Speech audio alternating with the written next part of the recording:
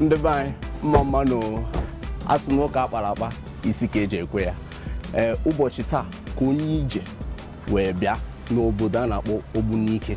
Ụbọchị taa ka anyị kwekọtara na ha ga-abịa kọwara anyị maka nnukwu ọgba ahụ ka eji wee malụ obodo a. Ndị be anyị tupu anyị aga hụ ya bụ nnukwu ọgba, anyị ga-ada ugbu a gaa hụ onye isi ma kelee ya maka Igbo si na ugwu bụ nkwanye na nkwanye. Ngwa bịa ọnụ ka anyị jebe.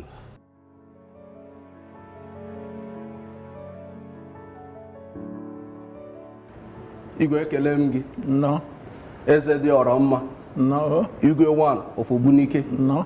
Ekele m gị. No. Abụ m onye ije. Yes. Abata m n'obodo ukwu gị. Yes. M sị na enweghị otu m ga-esi bata n'obodo a m hapụ ịbịa hụ onye isi. Zabịa m ka m kwanyere gị ugwu. No. Ekele m gị. Okay, Igwe a sị na na-agba aka bịa na nke onye eze.